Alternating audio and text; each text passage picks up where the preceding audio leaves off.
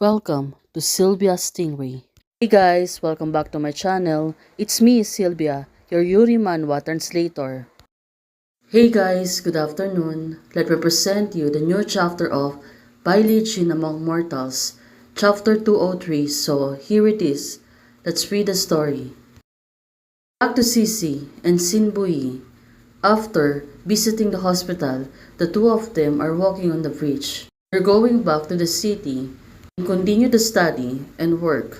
Well, for Sisi, right now, she seems to be quiet. My dad was really young. I just love to drink, and I don't know how many times I have quarreled with my mother. For this, it's still like this. As soon as my mother talked about him, he said he's new. Well, right now, Sinbui, she's trying to explain about her father's side to Sisi. Sisi is really troublesome for you this time, and he also especially asked for leave to accompany, and I am back. Didn't you delay your studies? Sinbui said to Sisi. But right now, Sisi, she's shaking her head, and it seems that her studies not affecting. Well, the two of them are still walking. Sinbui, when you talk about business, you are usually taciturn, but this is also good, although I'm not good in sweet talk, but I don't lie me either. It's a quite reassuring. Right now, Sisi said to her, in fact, I also lied to you. Well, when did it happen? When?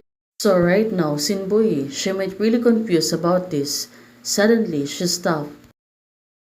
The two of them stopped talking and also stopped walking. Well, probably Sinbui. She must really surprised that Sisi also lied to her. Well, maybe it was a good lie. Sisi said to her, really? What lie did you tell me? Now, they're looking at each other. Well, probably. Sisi will tell her the truth right now. You used to ask me if I remember that the summer we went to the beach together and I said I don't remember. That was a lie to you. Sisi said to her. Well, looking at this kid, it looked like she's gonna cry, but Sinbui understood it and said to her, Sisi, it's all like this. You still won't say that to me. Well, right now, Sinbui, it seems that it was really okay for her. And Sinbui said to her, just forget it and don't say it. Don't say it now. Sinbui said to her, well, probably Sisi. Of course, she will follow her. But looking at Sinbui right now, she put her finger to the lips of Sisi so Sisi can speak again. Only looking at her, well, Sinbui, she really know how to coax people, especially right now. Sisi is asking her, why? Because I want to have an expectation that has not been met. I want you to be anxious for you. Oh, she was really tricky person, right? Now, it seems to be complicated. On Sisi's side, what a strange interest. Seems that I want to stay away from you and make you more anxious. Sinbui said, come here. And Sisi said, don't. Well, the two of them still teasing each other. And I'm come here. You can run away from me. It's not enough to be far. Well, punishing you is my hobby. Sinbui said to her, well, she was really good at teasing people, especially right now. On the other hand, on the other side, Muxi and Xiaojin. Muxi, she was driving. Is someone else that Xiaojin don't mind joking, just like Momo and Mengai. Xiaojin and then become friends with me in a very happy. Only that person. She was pertaining to Sister Baiwa. Every time she appeared before me, she showed a strong hostility to me. What makes her even more uncomfortable that she is taller. The downward attitudes make people feel like she sees Xiaojin as her own property. Now, it really makes sense. It seems that she was really jealous on Sister Baiwa. But it's just a person. She's just been with Xiaojin longer than me. During a long time, she has participated in many of the fast Xiaojin. So, it really makes sense to her. Right now, she thinks so much. Being close to Xiaojin. When I think of this, I feel so powerless. Well, for Muxi right now, it's been hard for her. Well, we can wait to see what will happen to the two of them. Let's hope Sister Baiwa will never pursue Xiaojin again. Well, Xiaojin, she was calling Muxi, and Muxi was still driving. she was hesitating to answer her call.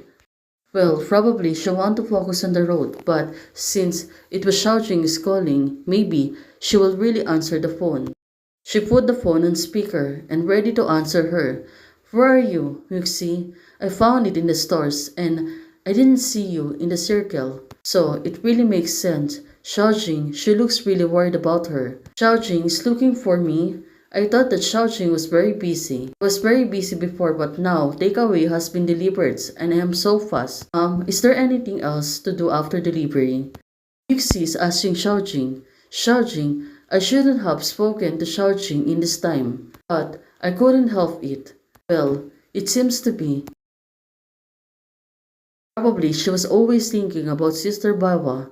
Muxi, there's nothing else to do. Muxi, where are you? Isn't Xiaojing going whenever she wants to go? Then you can find me by yourself also. Oh, what a tricky person she is. Muxi suddenly hung up the phone. Well, did she really want to play hide and seek? It seems to be cool right now, but Muxi, it seems that she was really busy, but instead, she go to the hotel. What is the reason why she want to go to hotel? To avoid Sister Vaiwa or something else? Well, we can wait what is she doing right there. As of the moment, she was still waiting for Xiaojing to arrive and she was staring outside the window, looking at the city. It's really pretty cool in the evening. There's a light of lights and so on. Well, probably. She looks really enchanted, right? She was looking at the mirror. She can see outside. Xiaojun said that when she first came to the world, she was always attracted by the lights of Wanja and felt that the world was so lively. Well, she has a different approach because probably she always want to be alone. What I want has never been the fun of people. Well, what a tricky girl she is. Finally, Xiaojing already arrived at the hotel, and she was calling Muxi. Muxi, I finally found you. Muxi was still staring at the sky. Well, look at her. She seems to be worried on something, but she can really tell her, right? Xiaojing, you came so fast. She was praising Xiaojing because she was really too fast. After hearing this, Xiaojing came to her and hugging her on her back. Muxi, what are you thinking? And when you come to such a high place? Muxi, she only wanted to stare outside. But Muxi looked back on her and said to her, thinking about how to punish you. Oh, she's getting tricky right now. Ui wants to punish Sisi, but hers, she also wants to punish Xiaojing. Hey guys, thanks for watching. If you liked the video, please don't forget to like, share, and subscribe. Hey guys, membership is already open. For those who want to support, you can join the membership by clicking the join button or you can directly support me via Ko-Fi. Thank you, bye.